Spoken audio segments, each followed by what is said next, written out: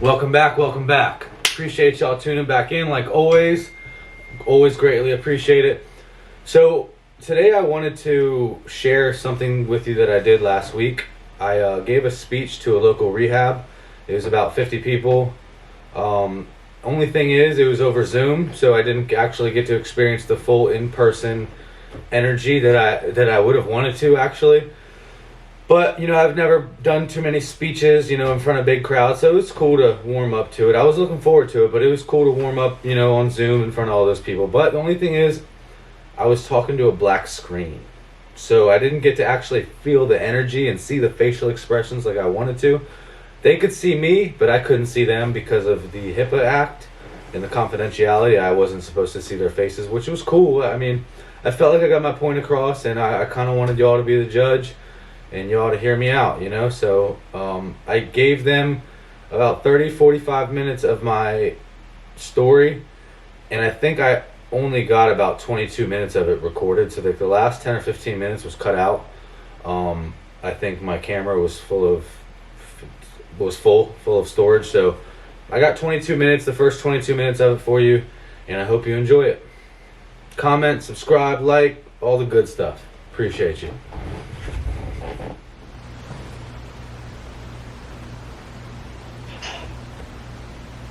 You can start whenever you are ready.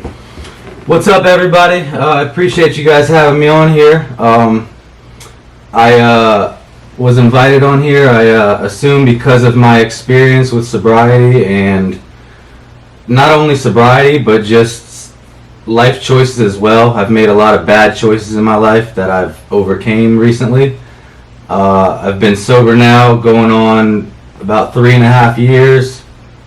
And I think that it's so important to me because this is something, I'm in a place right now where I never in a million years thought I could possibly ever be. I remember being at a point where I absolutely couldn't fathom the thought of being sober. Like, it was, I didn't understand how people did it. So being where I am today, finding a new path, finding a new way, it's amazing to me because I didn't think it could happen. And I don't think any of the people around me thought I could do it. So that's something that pushes me itself, is gaining everybody's trust and hope back that was once gone. So I'm 3.5 years clean. I found sobriety in prison, in the middle of incarceration, where I didn't know where I was going to take it. Once I walked out those doors, I just took it day by day, and I've been home 2 years now, and it seemed to work itself out just by taking it day by day, and setting goals. Of course, I think setting goals is a big part of it. You can't just really walk out into it too blind. But so I do have some things written down because I'm a little burnt out at this point in my life, and touching back on certain things from a long time ago, I kind of have to dig deep because I've done a lot of drugs in my life, so. I just wanted you to know who you're talking to first, because maybe you can relate, maybe you can't, and I know how I would feel if somebody was trying to drop jewels on me and tell me their story, if I just didn't know anything about them and I just couldn't really believe them. So I wanted to tell you where I am right now. I'm heavily involved in the fitness world. I'm in the gym twice a day, 7 days a week. That's just a hobby of mine. That's a hobby I've picked up to keep me staying sober. I have a business now. I have a small business. I operate an online store selling activewear. The brand is Incline, and it helps push me on a daily basis to continue with recovery, continue to remind myself not to go back to what I once was, and to keep on being the better version of myself every day. So that's where I am right now, and I also, as a hobby, enjoy just inspiring others to see the light that I saw, because it's beautiful. And so here I'm going to go back to when I was young. Since I was young, I'd always been very high wired. I always played sports my whole life, but I always caused a lot of trouble too. I had like a fine balance between the two. I played sports when I was young, and then as soon as sports were over with and I had all this energy, I tended to get suspended and get in trouble, and get in trouble around the neighborhood a lot more after the sports season. And this is before I've even found drugs. I'm talking about early on, 5th, 6th, 7th grade. I'd say around 6th grade was when things started to hit the fan. Getting suspended from school, failing grades, trouble in the neighborhood, sneaking out at night, getting in fights, started stealing at about age 11. And I got kicked out of Water Country and Busch Gardens when I was 11 for taking people's money. I was taking cough and cold medicine like Chlorocidin at an early age. That's like one of the drugs that I got started with. Taking mom's cigarettes, smoking weed, vandalizing neighborhoods, destroying properties, stuff that, you know, a beginner criminal does. And it was just because it was fun, just for the adrenaline. Home life started getting pretty awful. I had an ongoing battle with my family at home. I had a designated wall in my closet for punching holes in. I probably punched 40 holes in my closet wall during a 3-month time period. I just started turning into a true definition of a problem child.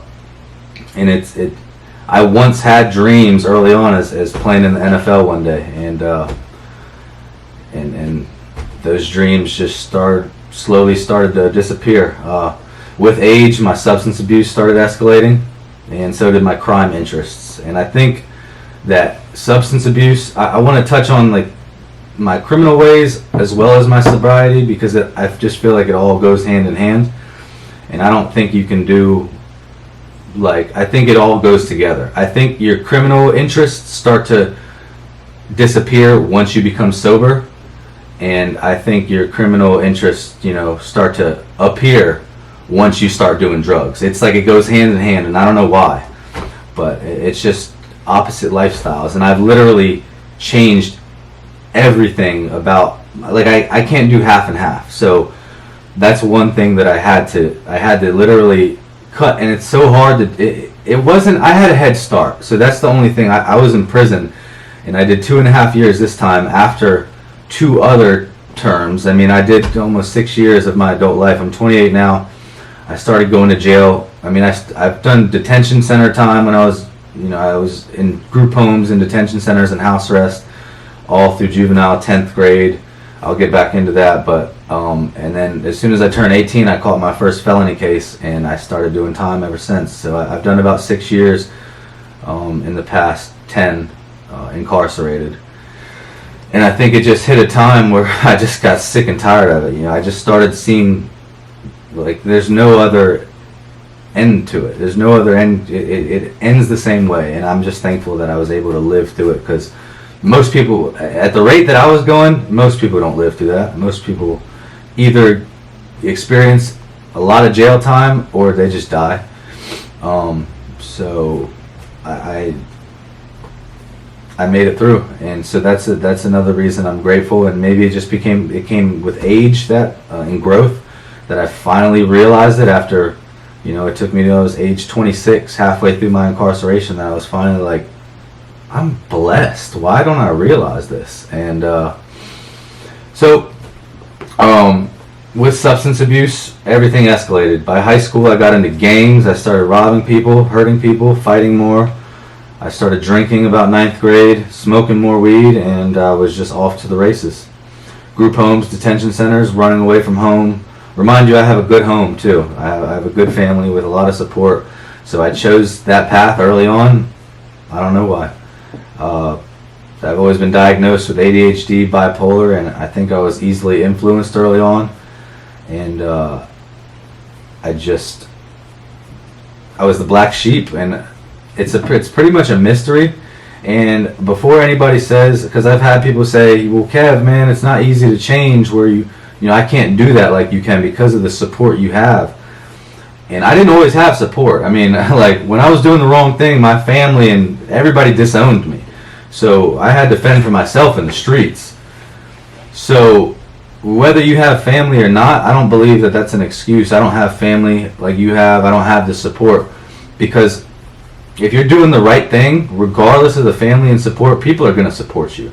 Whether you get the support from your family, from just random people in the community, you'll start getting support. If they see that you're truthful about how it is you're living, and you're living honest, and you're living righteous, people are going to support you, regardless of the support you came into this world with.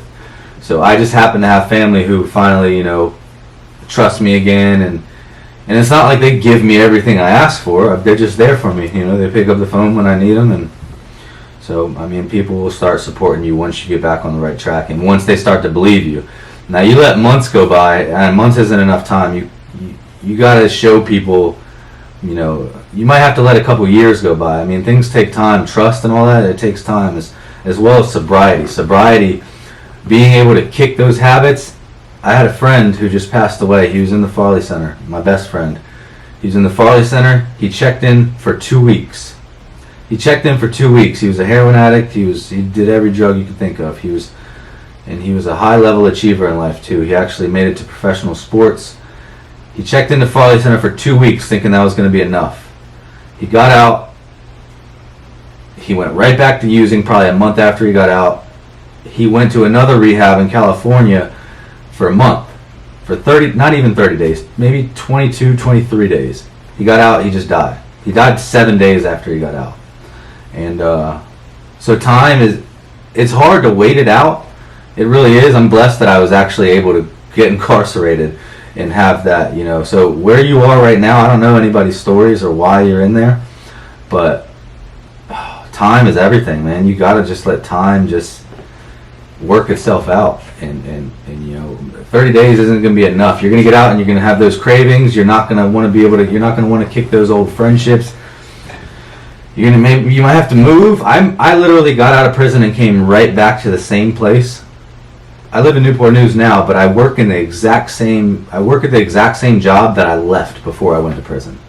And it's hard. I don't really talk. I don't have the same conversations anymore. I leave work. I don't go out and hang out with the coworkers after work. I go to the gym, and I was able to do it, I think, because enough time passed. Not to say I'm not looking to get away from where I'm at now, but I have enough things to keep me busy where I've literally just made up my mind. And no matter where, but not everybody can do that. Not everybody had the head start that I had. But I was kicked out of school multiple times, every grade. I started going to group homes, detention centers, running away from home because my parents they couldn't control me. I'd rather run away from a nice home with a family and go sleep in the projects in the streets with dudes that didn't give a shit about me. And so by 11th grade, I started selling drugs. I started really liking coke, ecstasy pills, then Xanax and other benzos. I went through drug phases. So I started liking those things. Smoking weed never stopped. Drinking never stopped. And a week after I turned 18, I caught my first felony case for 2 counts of distribution on school property. I did 6 months in jail for it, no bond. I got out, didn't learn a thing. I started right back up again. And as soon as I got out, I got shot over a robbery attempt gone bad. I started selling again, doing mushrooms, smoking spice, taking more Xanax. Now I'm smoking PCP, and I turned up my robbing career to another level. I started going in people's houses this time, not just robbing random drug dealers and users. I was going in innocent people's houses too, and it was for money, for drugs, and it was just for greed, and it just went with the lifestyle. I didn't have butterflies when I was on Xanax. I wasn't scared to do anything. When you mix Xanax and liquor, I'm sure some of you know that feeling. You'll do anything. I'll go to parties and I'll brawl with 100 people and not be scared. And most people die from this stuff. So I'm constantly forced to think back and thank God that I'm not one of those people that died. Sometimes I think back to everything bad that's happened in my life, and 95% of it was under the influence. So at that point, are you just like, yeah, let's just keep on trying it, and see what else bad can happen.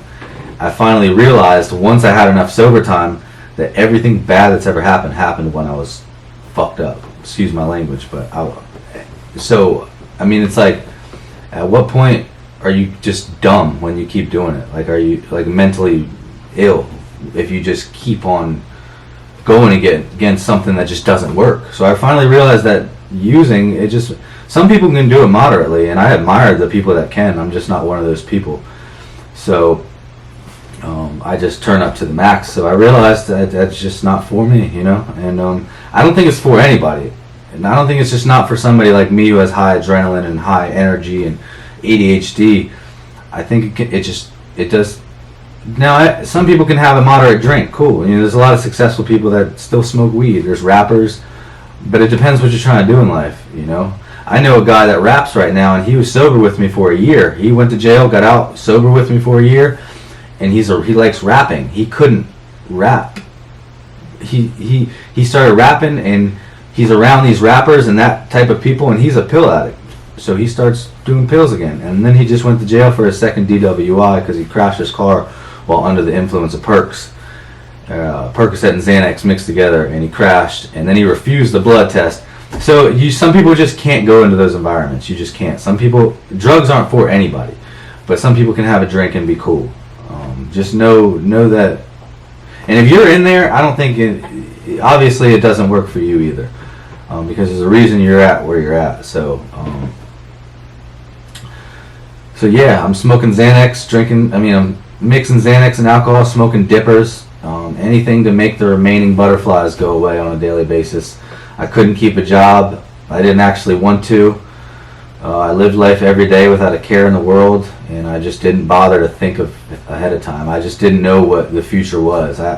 And thinking back, I don't understand how I thought like that, because now all I live for is the future. I'm okay driving my little 2010 Kia around and wearing gym clothes every day, and I sold all my jewelry, anything flashy that I thought was materialistic, that I thought mattered.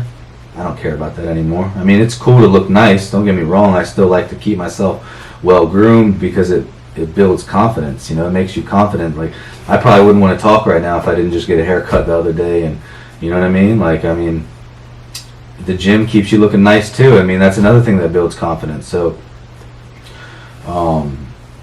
but all that other stuff, I'm okay with patience right now. That was something that I just didn't ever have. I couldn't think a week ahead of time. So I only lived for right there and then. And for some reason, though, back then, I always knew when something bad was coming. I could feel it. I could always feel it, but I just didn't care. And I didn't know how to stop it. Like, you know, the first time I went to jail for 2 years, after the 6 months, I got out and I went immediately back to my old way of living. I told you I got shot. Somebody tried to rob the house I was in, and on Xanax and gin. Why'd I do it? I don't know. I tried to punch the guy with the gun, and the guy next to him shot me. So did I deserve to get shot? Yeah, I think I did. I mean, you don't just punch a guy with a gun, but you know, I lived, and the guys got scared and ran out, and they didn't get a thing. So the guy's house I was in appreciated me, but I should have died. You know what I mean? Xanax should have killed me right there. So that's another thing, like something I'll never forget that drugs did to me. I got a big gash on the back of my head. Looks like the state of West Virginia. That'll never go away. I was blacked out drunk at a bar and picked a fight with 12 guys out in the parking lot, and they almost killed me out there. This gash is not from a fist, or it's from my head smacking the concrete and taking a big chunk out of it. So I just like stuff like that. I got 10 stitches on my lip because same thing, a brawl. I picked a fight. I was with 3 guys, and we thought we were on Xanax, and we picked a fight with a whole party, and they got the better end. So it's like, you know, and I'm not even at my opiate use yet. That's a whole nother story. I'm just at my young, reckless Xanax days. So I have different phases of drugs. Coke, 2015. The last time I did Coke, I stayed up for 6 days straight. 6 days straight. Went to work every day. That was something I was always able to do, is go to work. And I could always put that ahead of everything, no matter what. You know, I might have went to work high as gas, and everybody knew it, but they knew I was still going to be there. I was still going to be there. So I went to work I was working double shifts in between my 6th day, and last time I did Coke. I don't know how I stayed up for 6 days straight on it, but you know, I just have stories of each drug, and each drug, nothing has ever good has ever came from anything.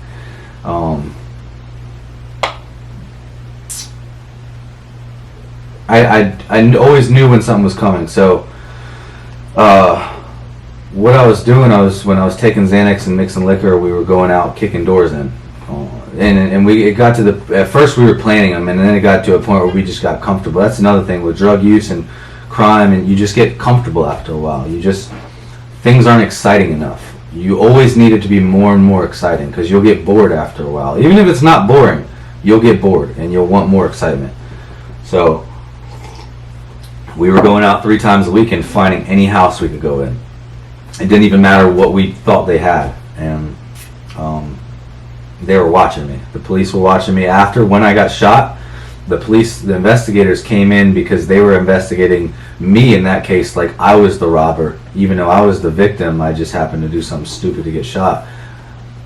And they were trying to put me together because another guy got badly injured too. And they were putting me together like I was the robber. And so they already knew who I was. I was already on probation for distributions. They knew who I was. And then they had their eye on me around the city for doing, I was still selling. And so they were watching me. And they were waiting to see how many home invasions and burglaries I could rack up before they arrested me. And they got me going into a jewelry store, and they got me going into my drug connect's house. The same guy that was house owned when I got shot in. So I got 2 breaking and enterings and 2 grand larcenies in 2011. And the jewelry store one and the drug dealer one, both of my best friends told on me on both situations. So you'll lose friendships. I've lost all friendships. I don't have only friends I have are gym friends, and just people that are living the same life that I've engaged with in AA meetings or social media, or just people I've met, and I don't have anything to go out and hang out with them about. It's just we'll talk occasionally, and when I see them in the gym, it's always good conversation. But I don't hang out with anybody outside now, like outside of work or the gym or. So yeah, both my best friends told on me. I did 2 years in jail for that. I got out in 2013, and you guessed it, I went right back to it. I got a job. A week later, I got drunk. I got into a fight at work and got fired. And then I ran from the cops all around Williamsburg. They arrested me later. I got out on bond, and they couldn't prove that I ran from them, so I got a drunk in public. But the point I'm making from that is my raging drinking use just didn't even stop after 2 years in jail.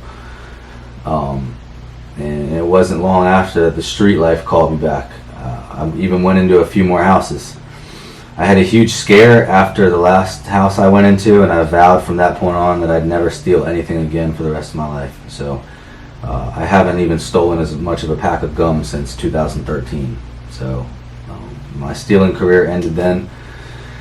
Although I stopped stealing, other things got worse. I became a better dealer than ever, and then I got introduced to Percocet over the next couple.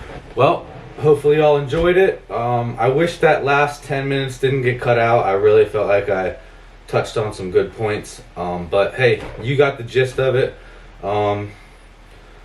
With that being said, more content coming your way. More mindset talk, more life stories, more just real life shit, coming your way. So if you like the stuff, subscribe, share it with a friend, smash that like button, get in them comments. I appreciate you always.